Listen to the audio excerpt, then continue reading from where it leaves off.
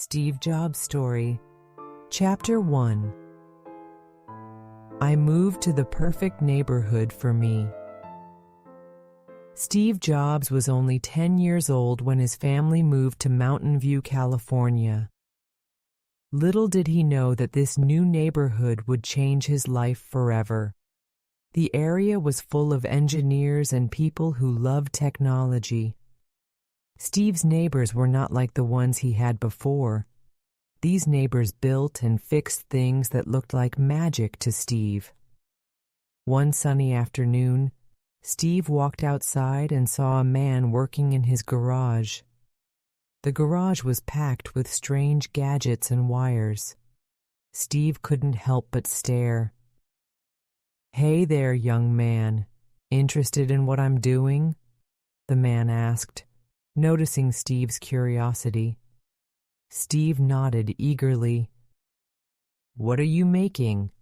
he asked, his eyes wide with wonder. The man smiled. "I'm building a radio. Do you want to see how it works?"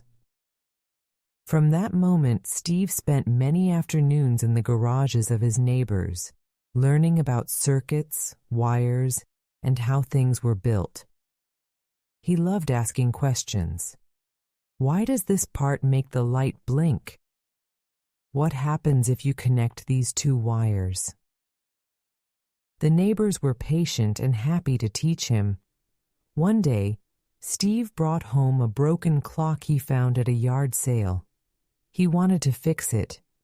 His dad, Paul Jobs, noticed and decided to help. "Steve, let's open it up together," Paul said. "I'll show you how to take it apart carefully." Paul Jobs was not an engineer, but he was very good with his hands. He showed Steve how to look at each piece of the clock and figure out what might be wrong. By the end of the day, the clock was ticking again. "You see, Steve," his dad said, "things are made by people, and you can learn to make them too." Steve never forgot those words. He started to believe that he could make things, just like the grown-ups in his neighborhood. Steve's school life was not as exciting as his afternoons with gadgets. In class, he was often bored. His teachers said he was smart, but easily distracted. They didn't know how to keep him interested. But one teacher changed everything. Her name was Mrs. Teddy Hill. She noticed that Steve loved challenges, so she gave him harder problems to solve. "Steve, I think you're capable of more," she said one day, handing him a puzzle. "Try this and tell me what you think." Steve solved it quickly and asked for more. Mrs. Hill also told him stories about famous inventors like Thomas Edison, who had changed the world by following their ideas. "You can do something great too, Steve," she said with a warm smile. Her belief in him made Steve work harder in school, even if it wasn't always fun. At home and in the neighborhood, Steve kept learning about electronics. He loved opening up radios, TVs, and anything else he could find. His parents were amazed by his curiosity. "Where does he get all this energy?" his mom joked one evening as Steve worked on a broken toaster in the kitchen. "Maybe he's just wired differently," his dad said with a laugh. Steve didn't know it yet, but these small moments of fixing and building would prepare him for something much bigger in the future. Chapter 2. A Teenage Roller Coaster. When Steve Jobs entered middle school, things got harder for him. He still loved learning about electronics and gadgets, but school was a different story. The classes were boring, and Steve had trouble paying attention.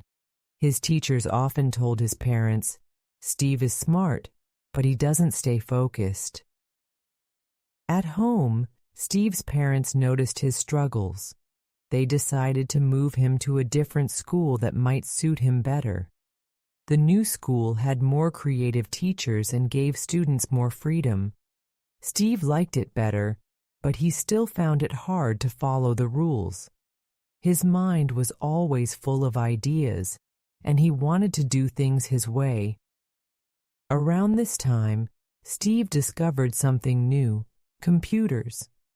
He saw his first computer during a school trip to a nearby university. The computer was huge, taking up an entire room. Steve watched as a professor showed how it worked. He was amazed. "You mean this machine can think?" Steve asked, his eyes wide with curiosity. "In a way, yes," the professor replied. "It can solve problems and follow instructions."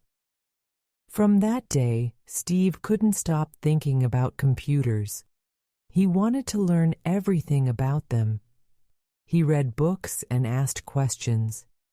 Even though computers were very expensive and rare at the time, Steve was determined to get his hands on one. Steve's boldness also grew during these years.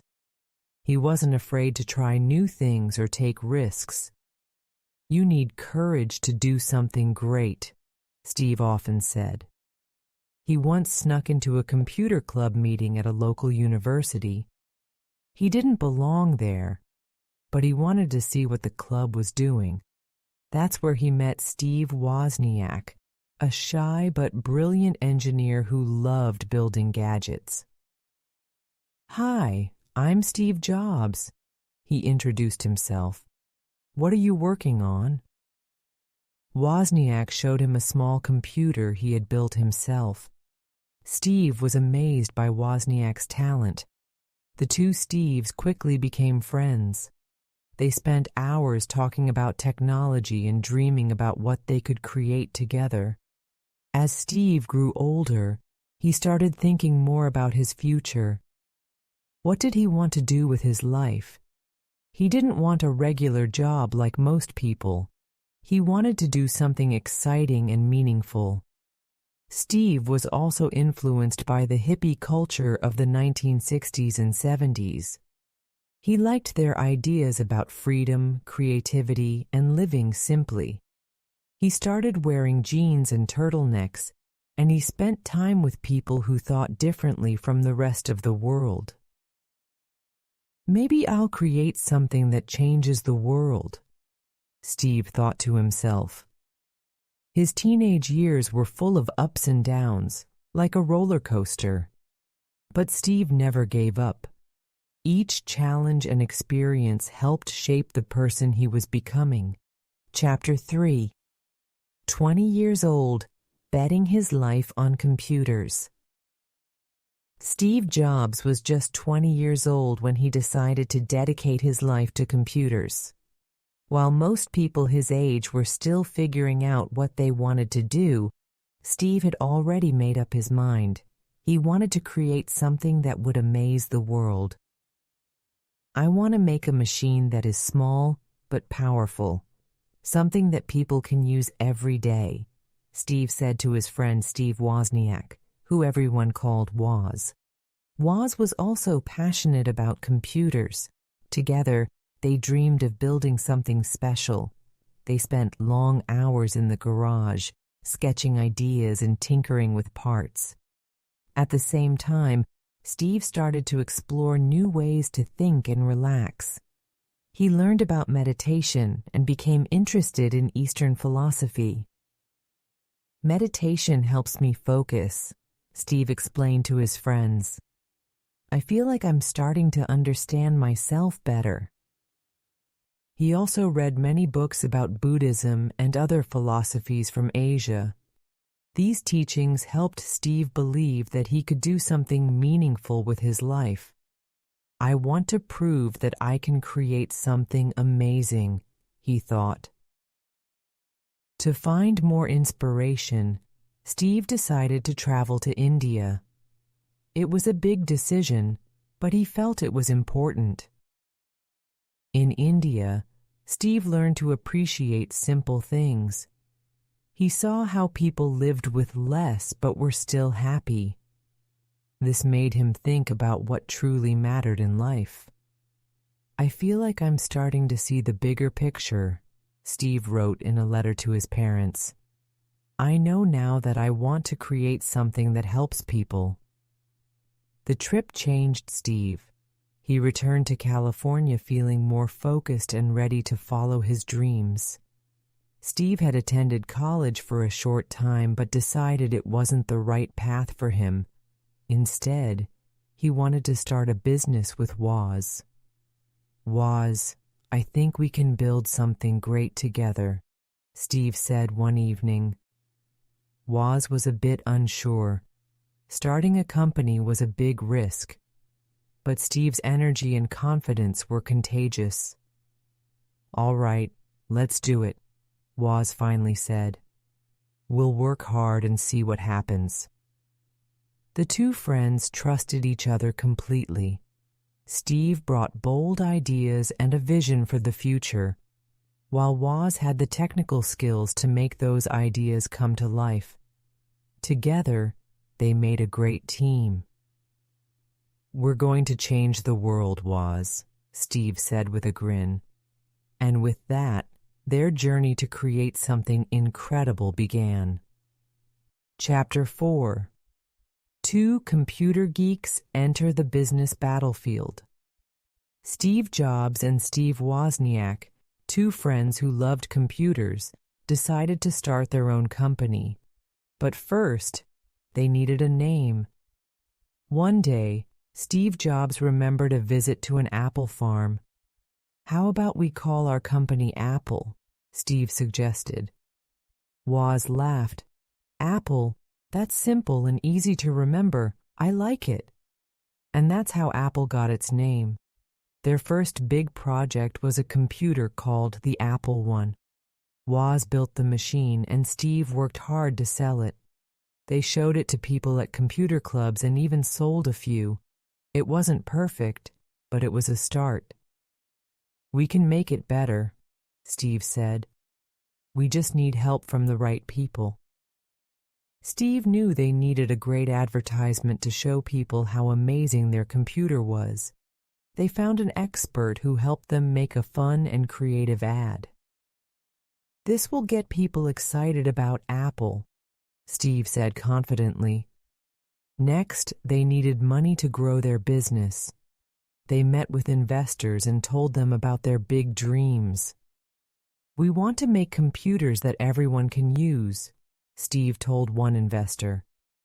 The investor was impressed and decided to give them money to help. Apple was growing fast. Soon they created the Apple II, a computer that was easier to use and looked nicer than anything else. It became a huge success. People loved it, and Apple started to make a lot of money. In 1980, Apple became a public company. This means people could buy shares of the company. When this happened, Steve Jobs became a millionaire. He was only 25 years old.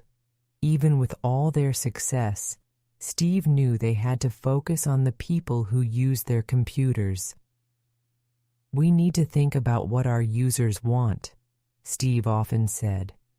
"If we make them happy, we'll be successful." But running a company wasn't easy. Steve had many ideas and wanted everything to be perfect. Sometimes this led to disagreements with others. "I just want Apple to be the best," Steve said to himself. It was clear that Steve was willing to fight hard to make his dreams come true. Chapter 5. A Dream to Change the World with Computers. Apple was growing bigger and bigger. The company was successful, but Steve Jobs faced a new challenge. Being a good CEO was harder than he thought. He had many ideas, but sometimes he didn't get along with the people who worked with him. "I need help to run this company," Steve realized. So he asked John Scully, the CEO of Pepsi, to join Apple. "Do you want to sell sugary drinks forever, or do you want to change the world?" Steve asked John. John liked Steve's vision and decided to join Apple. Together they worked to grow the company even more. At the same time, Apple faced tough competition from a big company called IBM. IBM was like a giant, and Apple was like a small but brave David. "We are not just making computers," Steve told his team. "We are working to change the world." Steve gave a presentation to Bill Gates, who was also a computer genius. "We need your software to make our computers even better," Steve told Bill. Bill agreed, and they worked together for a while. But competition between Apple and other companies like Microsoft was always exciting. Even though Apple was doing well, not everyone agreed with Steve's way of running the company. Some people thought he was too demanding. Finally, the board of directors decided that Steve should leave Apple. "I started this company," Steve said, feeling hurt. But he didn't give up. "Maybe it's time for me to move on," he thought. Steve left Apple, ready to start a new chapter in his life. Though it was a hard time for Steve, he kept his dream alive. He still believed that computers could change the world. And deep in his heart, he knew his journey was not over. Chapter 6. Losing a company, but not the dream. After leaving Apple, Steve Jobs didn't give up. Instead, he started a new company called Next. "This will be my new kingdom," Steve said with determination. He wanted to build a computer that could help students and teachers. He imagined schools using his computers to make learning more exciting and fun. "I want it to be perfect," Steve often told his team. Next computers were advanced and beautiful, but they were also very expensive. Not many schools could afford them. Still, Steve believed in his vision and kept working hard. During this time, Steve also became interested in something new: computer graphics. He learned about a small company called Pixar that was making amazing animations with computers. "What exactly does Pixar do?" Steve asked when he first visited the company. "We make tools for animators," one of the employees explained. Steve saw the potential for something bigger. "What if we use these tools to make a full movie?" he asked. Steve decided to buy Pixar and became its leader. He gathered a team of talented artists and engineers who shared his dream. Together, they started working on a new kind of animation, computer-generated movies. But not everything went smoothly. Steve faced many challenges, and some of his projects failed. "Every failure is a lesson," Steve told himself. During this time, Steve also became a father. Having a family changed how he saw the world. "I want to create something my children will be proud of," he thought. Even with the ups and downs, Steve never stopped dreaming. His time at Next and Pixar helped him grow as a leader and a creator. He was ready for whatever came next. Chapter 7. Another Big Chance. Steve Jobs was always looking for new challenges. At Pixar, he found a way to bring computers and movies together. He met with Disney, a famous company known for its amazing cartoons. "We can make a movie with computers," Steve told the Disney team. Disney liked the idea, but they wanted to be in charge. Steve, however, didn't want to give up control. "We won't settle for less," he said firmly. Pixar worked on a movie called Toy Story. It was the first animated movie made entirely with computers. Steve and his team put everything they had into making it great. Then, trouble came. Disney thought about stopping the project. Stopping Toy Story? That can't happen, Steve said. He worked hard to convince Disney to keep going. Finally, the movie was finished.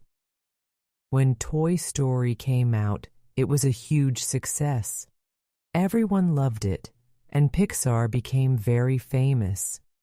Pixar became so successful that it went public, meaning people could buy shares of the company. When this happened, Steve Jobs became a billionaire once again. Toy Story taught me something important, Steve said. If you believe in your vision, you have to fight for it. At the same time, Steve's other company, Next, wasn't doing as well. But something surprising happened. Apple asked Steve to come back. "We need your help to make Apple great again," they said. Steve was surprised, but also excited. He had learned so much from his time at Pixar and Next. Now he was ready to return to the company he started and take on a new challenge. Chapter 8. Returning to Apple.